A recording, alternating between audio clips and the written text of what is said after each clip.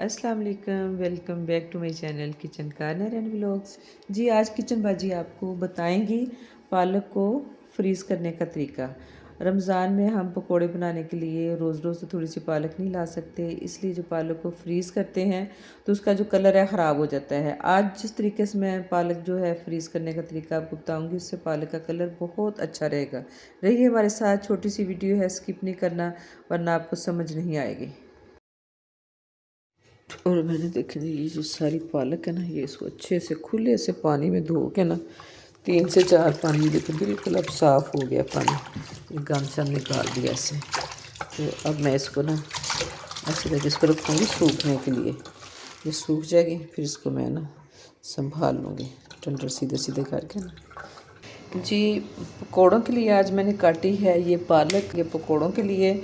और इसको हमने फ्रीज़ कैसे करना है मैं आपको बताती हूँ कि मैं किस तरीके से इसको फ्रीज़ करती हूँ कि पालक जो है वो ख़राब भी ना हो और जब हमने पकोड़े बनाने हो तो हमारे पास पालक मौजूद हो।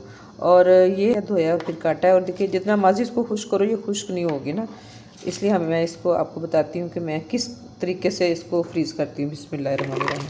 ये देखिए जनाब, ये मैंने इसमें पालक डाली है, ये हम पालक डालेंगे सारी इसमें, और ये सारी इसमें पालक हमने डाल ली है। और अब हम पकोड़े बनाने के लिए करते हैं जी बेसन इस्तेमाल, तो इसमें थोड़ा सा डालेंगे जी बेसन। बिस्मिल्लाहिर्रहमानिर्रहीम। इसमें थोड़ा सा डालेंगे जी बेसन, ठीक है। और इसको हम ऐसे करेंगे,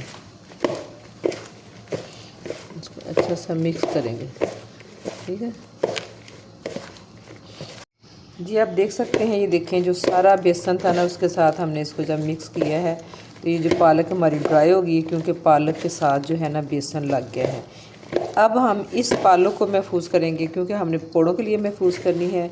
तो ये जो पालक है ना ये आपकी फ्रीज़र में फ्रेश रहेगी, इसको कोई मसला नहीं होने लगा। अब ये जो पालक है ना, अब मैं इसको किसी शॉपर में डाल लूँ, किसी कंटेनर में डाल लूँ, और मैं इसको डाल के रखूँगी इस कंटेनर में। बिस्मिल्लाहिर्रहमानिर्रहीम। ऐसे करके इसमें डाल के रखूँगी।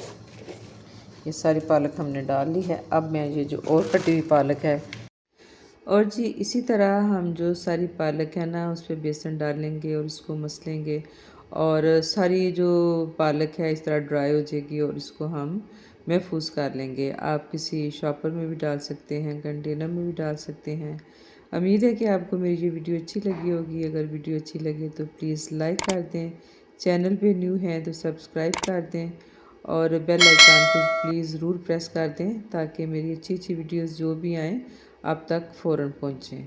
तो इस तरह करके हमने सारी जो पालक थी ना, ये आपको दिखाने के लिए मैंने कुछ थोड़ी की थी। आप ज़्यादा भी कर सकते हैं, ये आपकी मर्ज़ी है आप कितनी महफूज करना चाहते हैं।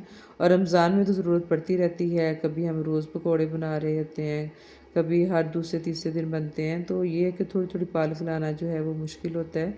तो हमने इसको रखा फ्रीज़र में, और फिर अगले दिन मैंने बनाए पकौड़े। और मैंने किस तरह पकौड़े बनाए ये मैं आपको दिखाती हूँ। ये कंटेनर निकाला है जी मैंने फ्रीज़र से, और इसको ज़रा कि मैंने पटखा था इस पे शेल्फ पे, तो ये जो थोड़ी जमी जमी लग रही थी ना पालक, क्योंकि थोड़ा थोड़ा बेसन गीला था जो हमने पालक को खुश करने के लिए डाला था, इसलिए वो हल्का हल्का सा ना जम गया था। तो जो कि बड़े आसानी से ना इस तरह खुल गया। मैंने थोड़ा सा इसको शेल्फ पे पटका, फिर मैंने चम्मच की बैक साइड से किया, और ये देखें सारी जो पालक है ना ऐसे जैसे खिली खिली सी ना फ्रेश खूबसूरत कलर के साथ हमारे पास है।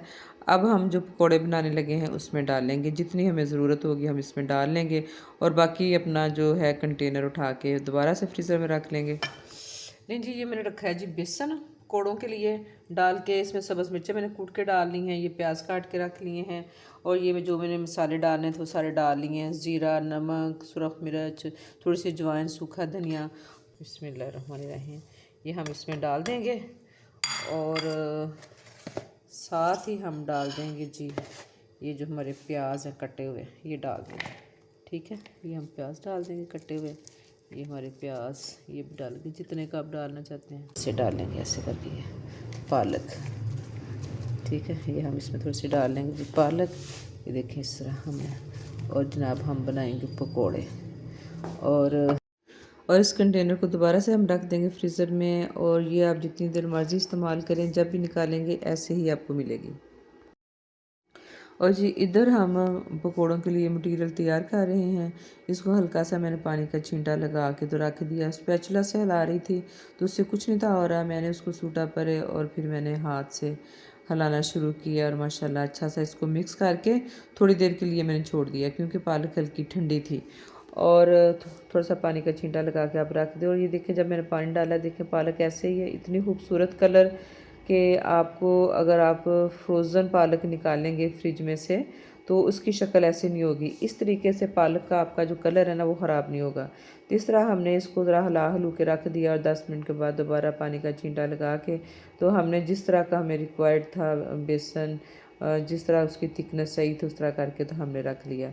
और फिर जनाब इसी वीडियो में बनाने के चक्कर में ना हमारी इफ्तारी जो थी वो बस लेट हो गई, और जल्दी जल्दी पकोड़े हमने बनाए और खाने शुरू कर दिए, जो कि मैं तस्वीर फिर अच्छे तरीके से नहीं ले सकी। तो ये हैं जी जनाब हमारी पालक के पकोड़े।